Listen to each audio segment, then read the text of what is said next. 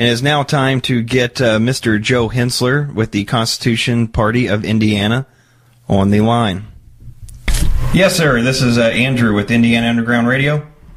Hi, Andrew. How are you? Good, sir. How are you? Doing fine. Thanks for asking. Great.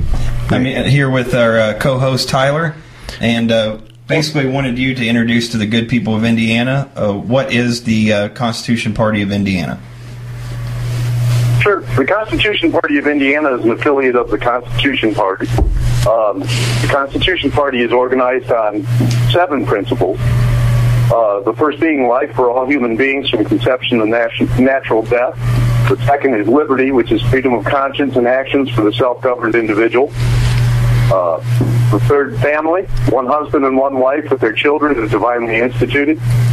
Property, each individual's right to own and steward personal property without government burden. The Constitution and Bill of Rights interpreted according to the actual intent of the Founding Fathers.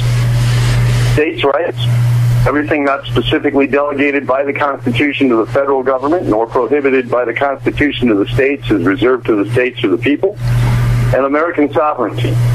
The American government committed to the protection of the borders, trade, and common defense of Americans and not entangled in foreign alliances. That's, and everything on our platform basically reflects that philosophy, both the state and the national platform. Okay. And so, sir, so would you devise that some of the things you mentioned, like basically gay marriage and abortion, etc., that would not be up to the state? Well, there's mixed emotions on that within the party. Personally, I feel that the federal government has no business in the marriage issue whatsoever, and it should be left to the states. Okay. If it's not contained, if the power to regulate marriage isn't granted to the federal government in the Constitution, then it has no power it has no business regulating marriage. Okay. So on that point, I would say that it's a state issue. I couldn't agree. I was going to say that the national party should support states in resisting gay marriage, but that gay marriage isn't something that is in the best interest of states to do. Okay. Sir, is there any particular issues going on federally right now that the Constitution Party has a particular stance on that? When you look at things like the Health and Human Services mandate, which is requiring all insurers to provide contraception, the party sees that as a danger to religious liberty. The other one I wanted to mention, the National Defense Appropriations Act, Section 1021 of which authorizes the executive branch of the government to detain without trial or benefit of law folks who it thinks are involved in terrorist activities or cooperating with terrorist activity. We see that as a real danger, a real negation of Fourth Amendment rights. Absolutely. So, those are a couple of issues right there. I recently read where apparently the Supreme Court has ruled that police officers apparently have the right to strip search people for even the most minor of offenses or stops for officer safety pat-downs. Let's say somebody who's biking at night without reflectors or something along those lines even. Even goes down to that minor of offense. And apparently they're using that as causality to maybe detain and strip search if they see fit. I believe this was decided by the Supreme Court in early April. Do you have any... That one. You're not sure of that one, sir? I'm not sure of that one, but if that's indeed the case, that's again, granting excessive authority to law enforcement officers. That's quite overbearing. There's no need if somebody's bicycle reflector is missing to conduct an entire search of them. That's not probable cause. Right. Sir, where does the Constitution Party typically stand on some of the hot button issues? At least as I know it, like the Patriot Act, NDAA, NDRP, House Resolution 347. We're firmly we oppose the Patriot Act. We oppose any extension of it. In my personal view, it's understandable that in those emotional days after 9/11 there was a knee-jerk reflex. But on examination, and when we sat down and thought about it, I think a lot of clear thinkers, and I like what Rand Paul has to say about the Patriot Act, and that terrorism is a law enforcement issue. It's not a military issue. And we should be looking at our current law enforcement capabilities to solve that. There's nothing beyond there's nothing that requires extra constitutional measures to fight terrorism. We've fought other wars without violating the constitutional rights of citizens, and there's no reason to do that now. And again, the NDAA is a travesty. I find it hard to believe that somebody like John McCain, who calls himself a patriot, would co-sponsor a bill like that, and then a Democratic president who's a constitutional scholar, so to speak, or self-proclaimed constitutional scholar, would then abrogate his constitutional responsibilities by signing unconstitutional legislation into law. Even though he ostensibly opposed it. That's ridiculous. Yeah, I was going to say he was opposing it at first. Yeah, it's very much a travesty, and it's kind of breathtaking. Another funny thing is, Democrats are a lot of times seen as the less of warmongering as opposed to the Republican Party, but yet all of the military actions we've been taking under our current Democratic president, it's... Right, they claim to be, really for civil rights, and yet they've managed to try to erode almost all of them. Well, yeah, and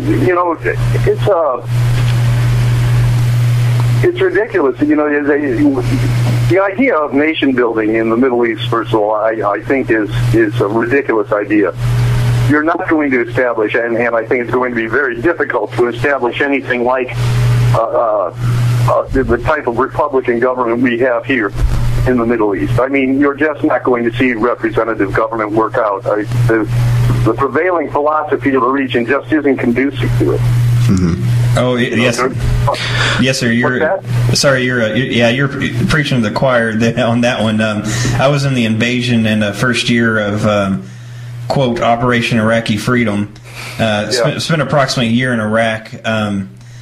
Looking for Saddam and looking for weapons of mass destruction. I think we found a grand total of a 55-gallon barrel of, quote, chemical weapons. But, the way I see it, if I put all the stuff in my shed together in one barrel, Yeah. You'd have a pretty toxic mix if you looked in your own garage. I was just wanting to go back. Oh, I'm sorry. Are you finished? Oh, okay. I was just wanting to go back what we were talking about earlier as far as the Supreme Court ruling, and just you might be able to use this as a platform or a talking point to anybody that might see fit to join an alternative party.